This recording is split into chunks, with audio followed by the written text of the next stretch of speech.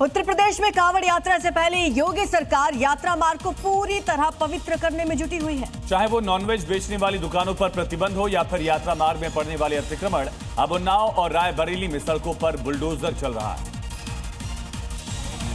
जहां योगी फोर्स के बाहुबली ने सड़क के किनारे अतिक्रमण किए मकानों और दुकानों पर बड़ा एक्शन लिया। उन्नाव में कांवड़ यात्रा को सुगम और सुरक्षित बनाने के लिए प्रशासन ने कार्रवाई की तो लोग खुद ही अपने सामान हटाने लगे। नगर पालिका और पुलिस बल की मौजूदगी में फुटपाथ और नालियों से अस्थायी अवैध कब्जों को जेसीबी बारी बारी से तोड़ता रहा। बांस, बल्ली हो या पोस्टर या फिर अवैध तरीके से लगाए गए दुकान या फिर अस्थायी निर्माण, सब पर एक्शन हो रहा था। मुख्यमंत्री योगी ने समाजवादी पार्टी पर तीखा हमला बोलते हुए उनके काम का हिसाब मांगा है। सीएम योगी ने बुंदेलखंड के विकास का पैसा लूटने खसोटने का आरोप विपक्ष पर लगाया।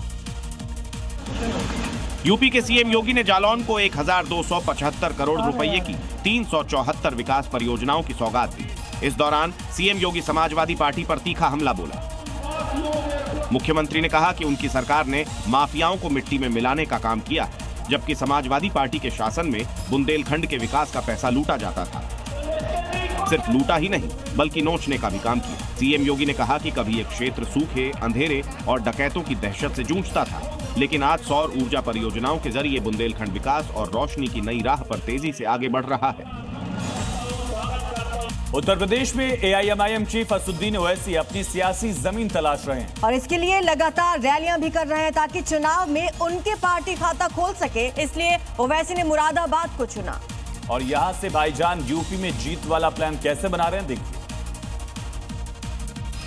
लेकिन ये प्लान लीक हो गया क्योंकि अभी तक किसी ने एआईएमआईएम से गठबंधन के लिए हाथ नहीं बढ़ाया और इसीलिए अब वो मुसलमानों का मसीहा बनकर उन्हें अपने पक्ष में करने की जुगत में लगे हैं, ताकि विपक्ष पर गठबंधन के लिए दबाव बनाया जा सके, क्योंकि गठबंधन न होने पर नुकसान सपा और कांग्रेस को ही होगा। और इसीलिए जून में ओवैसी बहराइच और बिजनौर में सभा करे, तो वहीं जुलाई में सहारनपुर के बाद अब उन्होंने मुरादाबाद को चुना, क्योंकि सभी मुस्लिम वोटर निर्णायक हैं और मुरादाबाद से रामपुर की दूरी तकरीबन 28 किलोमीटर है। ऐसे में जौहर यूनिवर्सिटी के मुद्दे को हवा देकर आजम खान और मुसलमानों को अपने पक्ष में कर सकते हैं। मिशन यूपी में लगे ओवैसी ने युवाओं पर बड़ा दांव खेला। उन्होंने युवाओं से एकता पर जोर देने के लिए कहा। उत्तर प्रदेश के मुरादाबाद में आयोजित जनसभा को संबोधित करते हुए एआईएमआईएम अध्यक्ष असदुद्दीन ओवैसी ने एकता पर जोर दिया और युवाओं को राजनीति में आगे लाने की बात कही। ओवैसी ने कहा कि जनता की एकजुटता से बड़े बदलाव मुमकिन है और इसी ताकत ने सत्ता को झुकने पर मजबूर किया। ओवैसी ने जंतर मंतर पर प्रदर्शन करने वाले छात्रों की तारीफ करते हुए कहा कि उनकी आवाज ने सरकार को झुकने पर मजबूर किया। ओवैसी ने घोषणा की कि यूपी विधानसभा चुनाव में पार्टी ज्यादा से ज्यादा युवाओं को उम्मीदवार बनाएगी। और इसी बीच एक बड़ी खबर है, संभल हिंसा का आरोपी एआईएमआईएम में शामिल हुआ है। मस्जिद कमेटी अध्यक्ष हैं जफर अली। ओवैसी की मुरादाबाद रैली में सदस्यता दिलाई गई। उन्होंने इस दौरान कहा कि ओवैसी साहब के विजन से ही मैं प्रभावित हुआ। ओवैसी साहब के कारण मैं एआईएमआईएम में हूँ। असदुद्दीन ओवैसी पश्चिमी यूपी के दौरे पर थे और इस दौरान जफर अली एमआईएम में शामिल हुए। जफर अली पर संभल हिंसा में आरोप लगे।